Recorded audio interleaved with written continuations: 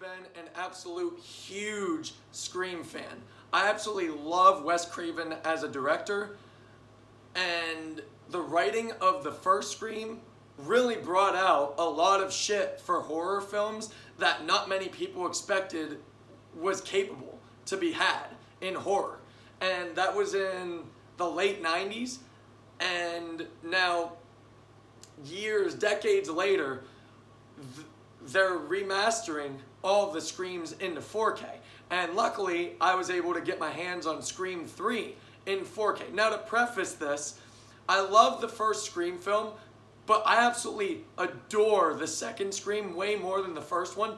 The first Scream is phenomenal, don't get me wrong.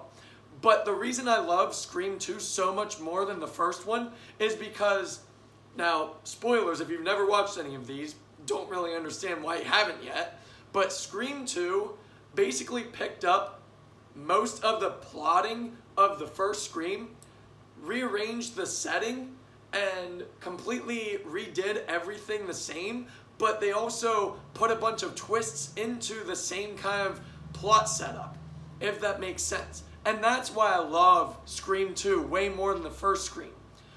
Scream 3, unfortunately, when that released and I watched it years later, I couldn't yet, I was a kid, but Scream 3 is basically a caricature of what Wes Craven and writers made the Scream originally to be as.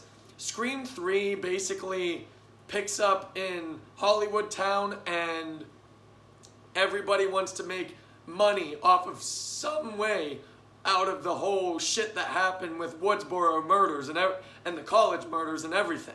So Scream 3's setting is set mainly around actors and actresses basically making a movie about the Woodsboro murders, and Sidney comes back into it, and so does Ghostface. And it's basically the exact same kind of setup as the first two Screams, except it's kind of made funnier in the sense of the new actors and actresses in the film, they're not really people.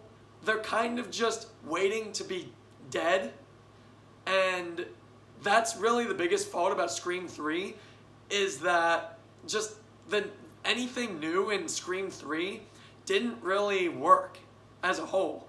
Really, Sidney, every time that she comes into the film, she shines. She is what makes Scream scream. Now, there are also just some really weird and hokey moments in Scream 3, not just around the new actors and actresses in the film. Just the writing in general sometimes is hokey, plus Wes Craven's direction, where he kind of put funny music as the background for times where it's supposed to be ultra serious. And I get that Scream has always been a dramedy horror. I get that. But they really ramped that up in Scream 3.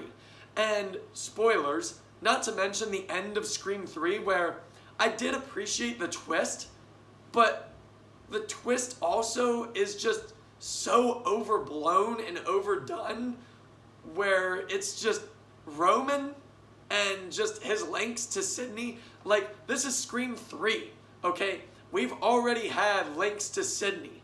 I get that that is the entire point of Scream, but for fuck's sake, nowadays we've got, hell, they're making a seventh Scream film, I believe, and they're still trying to do that. Sometimes it works, sometimes it doesn't. Doesn't matter what number Scream film it is. But in Scream 3, the plot twist where the lineage came into play just didn't really work. I mean, it made sense, don't get me wrong, but story-wise, it just didn't really work at all. Now, this is a 4K review of Scream 3, and what I can say is that Scream 3, for 4K, for it being, I think it released in 2000, it looked good, albeit it really showed a lot of soft textures and scenes in this film. But for the most part, I enjoyed the visuals and even the colors in this film. Honestly, I think the colors popped out the most, but Scream 3 in 4K isn't really anything to go out and just get your hands on. Overall, for me, Scream 3 in 4K was a 6 out of 10. Thank you.